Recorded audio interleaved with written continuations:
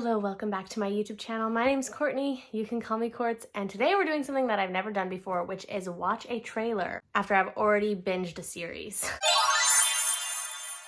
This week I sat down to watch The Fall of the House of Usher on Netflix, brought to us by director and creator Mike Flanagan, who you would know from The Haunting of Bly Manor, The Haunting of Hill House, Midnight Mass, The Midnight Club, Gerald's Game, even Dr. Sleep, which is the sequel to Stanley Kubrick's The Shining.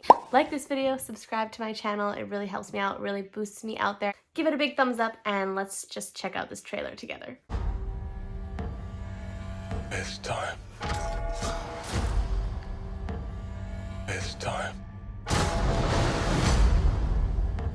It's time. Easter egg number one, the Raven. The Raven is one of Edgar Allan Poe's most famous poems. And there's obviously an abundance of references to a lot of his work, but there's our first one. Your Honor, no matter how much evidence stacked against them, the Usher crime family stands stronger and darker than ever before. Anyone comes after. So one thing I will say is the series goes backwards and forwards in time, so we get flashbacks from the past, and the casting for the older and younger versions of the characters was so good for some and then so missing the mark for others. But you can let me know your thoughts. We will exhaust our arsenal until the threat's neutralized. I didn't even recognize Mark Hamill, and I bet you wouldn't have either. Him and sued into oblivion on the streets. Neutralized. Like dead. You guys, we really should get together more often. It's just a balm for the soul.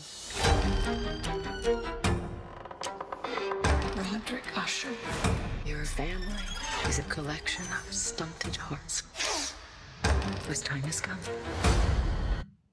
One thing I did not understand was the kinks that all of the children have, but we'll get into that. Who are you? Consequence. She's so good. And tonight is consequential.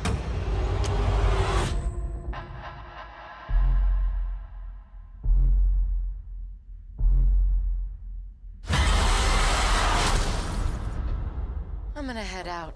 I've got an appointment with your dad. Your brother's dead. This is tragic, but a few "my heart will go on" tweets will pat it out. This was no accident. You have been targeted.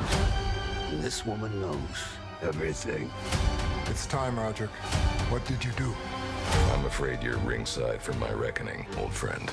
I don't even own anything funeral black. Wait, that's not true. It's just fucking satin. Satin is silk for poor people, and no one should wear it to a funeral unless they died in it. Are we safe?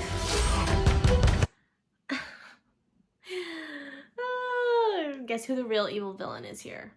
If we don't stop her, you won't have a family left. Frankly, I think you've forgotten what I am. Nevermore. Nevermore. Nevermore. Nevermore. The House of Usher. May it rest in peace.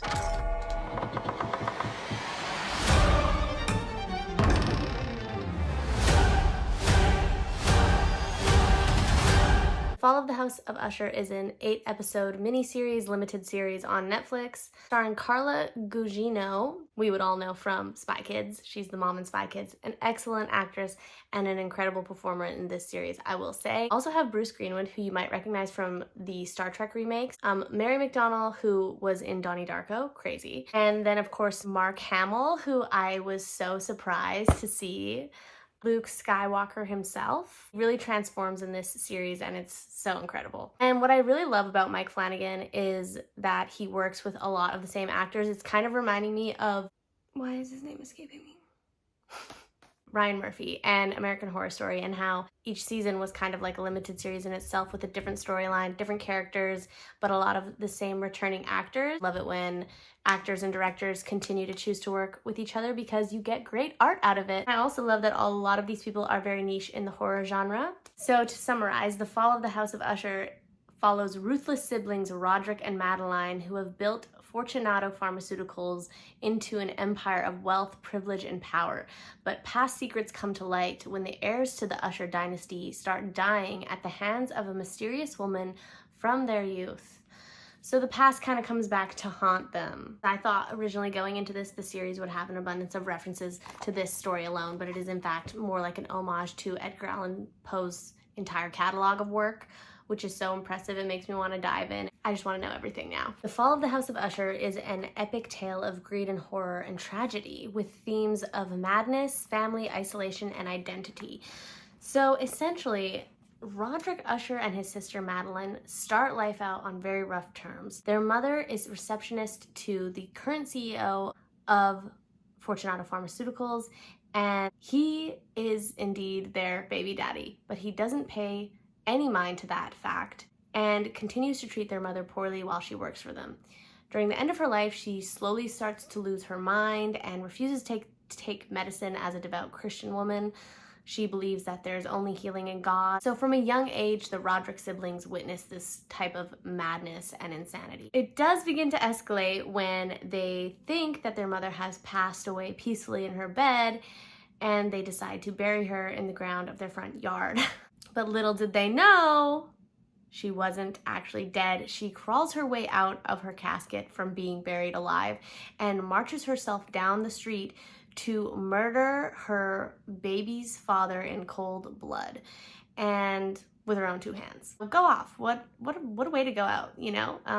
The ultimate revenge. In such a tender developmental stage of their lives, I think it definitely affected Roderick and Madeline's decision-making process. For when they are adults themselves, they are offered almost a deal by Carla Gugino's character, the Raven / Verna. And throughout the whole series, we're kind of under the assumption that Verna is the villain and she's out to get all of the Roderick siblings and kill them one by one for her own satisfaction, because she does get a kick out of killing them. However, it is made very clear to us, the audience, that the true villain antagonist of the story is the Usher family. Like most empires in the world today, they are built on the blood and backs and sweat and tears and lives of other people. I love that Mike Flanagan chose to use pharmaceuticals as a vessel for this story. In his eyes, pharmaceutical companies are truly the epitome of evil, with the way that pharmaceutical companies test on animals and test on people, put out drugs that are just generally unsafe, but they claim to be perfectly fine for us. It's like he has a personal vendetta against pharmaceutical companies, which is very similar to one of our main characters, Auguste Dupin, whose entire motivation is to take down Fortunato. And I wish we had seen more from his character about his backstory and why he was so motivated to pursue the company. He starts out as a young detective, and he meets with Roderick Usher as a young man who is newly married with 2 babies, Tamerlan and Frederick, living with the love of his life, Annabelle Lee, and headed towards a very normal future, until his sister Madeline meddles in it a bit, and Auguste Dupin shows up at their door asking for their help to take down Fortunato. Instead of taking down Fortunato, they decide that they're going to take a piece of the pie. They're going to take their piece of what they think is their birthright, since their mother was involved with the previous CEO, essentially betraying Auguste Dupin, which propels him into a lifelong chase of the Usher family and continues to motivate him as he attempts to take down the empire. The older and the younger versions of Auguste Dupin, I think both actors did such an excellent job of mirroring each other. I feel like they were the only two who had actually worked together to make their characters be seamless through time, because as an actor, not an easy feat. We'll give Bruce Greenwood a break because he came in to the series a little bit late. The original actor was cast as Roderick Usher. Who was that guy? Ended up firing him for a sexual assault misconduct investigation. What was his name? Frank Lagaya. Anyway, he was a creep, so they had to reshoot a bunch of scenes and can his I loved watching Bruce Greenwood as Roderick Usher. Casting could have been better with the younger version of himself, but since casting had already been switched up once, I can understand why. As I said, I love seeing a lot of the recurring actors who've worked with Mike Flanagan in his other series. I don't know if Carla Gugino, maybe she was in the first Haunting of Hill House. Either way, I always remember her as the mom from Spy Kids, and she definitely had the juiciest role in this series because throughout her pursuit of each of the Usher children, as this shape-shifting monster demon Verna, the Raven, she plays multiple different characters that will fit the desires of each Usher child, essentially leverage her to get them to fall right into her hands, which is to their ultimate demise. She has to play a bunch of different characters, put on different wigs, wear a bunch of different hats, and she does such a good job at all of them. But I will say she is not the villain. The true villain is indeed the Usher family itself, and they definitely deserve everything that happened to them. But there's a beautiful, tender scene at the end of the series in episode 8 where Verna has to meet with the granddaughter, Lenore, and she contractually has to take her life because the deal made with Roderick and Madeline was to end their bloodline, which means everybody in the Usher family has to go. In exchange for fortune and the right to their empire, business, company, pharmaceutical industries. A tender moment where she sits down and she explains the most positive situation to her and even says herself that she takes no joy in hurting innocent people. She only takes joy in murdering and taking the lives of people who really deserve it, which is indeed everyone in the Usher family. I love that each character takes on a different version of evil and kind of nepotism. There are a lot of theories circulating online about each kid being one of the 7 deadly sins, but there's only 6 kids, so go with that what you will. I think I saw somewhere that Roderick and Madeline would have been greed because it was their choice initially to end the bloodline and make the deal. A beautiful thing that is touched on thematically throughout the series is the physical falling of the house. Roderick and August visiting in Roderick's childhood home. That's the physical house that they grew up in. That's the physical house of Usher, if you will. But another physical space for the House of Usher would be the Fortunato headquarters, which crumbles on a more metaphorical level as each of them dies off. House literally crumbles in many different ways, and Verna even makes a point of proving to Roderick that the house was only ever built on the lives and deaths of other people. A couple of things that I want to talk about on here that you guys might be able to point out to me is, first of all, the weird kinks. As I mentioned, sort of watching the trailer. So Perry, the youngest son, obviously into orgies and debauchery, right? And then we have Camille, who sleeps with her assistants. And then we have Tamerlane, or Tam. She likes to watch, so she hires a prostitute to come in and entertain her husband while she observes, which I just wish there had been some sort of explanation as to why they had all these weird kinks. I guess no kink shaming. Kinks aren't weird, but it was just weird because they all had, like, a few of them had these kinks that I was like, where's this coming from? What is this?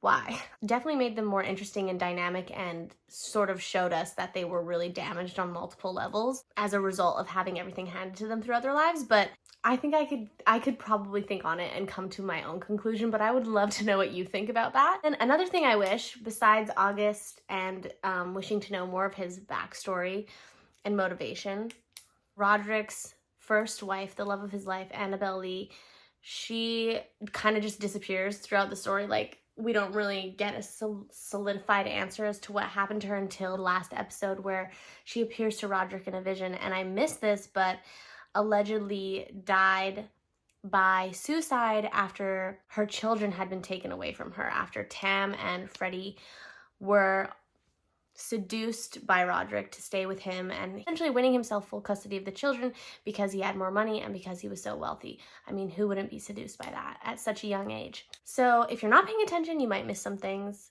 There's a million dozen little Easter eggs that I would try and go into detail about, but I haven't read enough Edgar Allan Poe. I've just got this little copy here that I'm about to indulge in. I could read all of these references, but I don't know what the hell I'm talking about because there's so much in the series. It's more than just referencing this one text. It's referencing a multitude of pieces of his work. So at the end of the day, I would say this series has a happy ending, which tends to be a common theme with Mike Flanagan. So I always appreciate a good scare that ends with somewhat of a happy ending, and you get the satisfaction of watching all of these horrible characters die in such entertaining and hilariously violent ways. So let me know what you think about the Usher children being the 7 deadly sins, because that's been highly debated online and I would love to know your thoughts. Thank you for watching this video. Like, subscribe, and I will see you guys in the next one. Bye!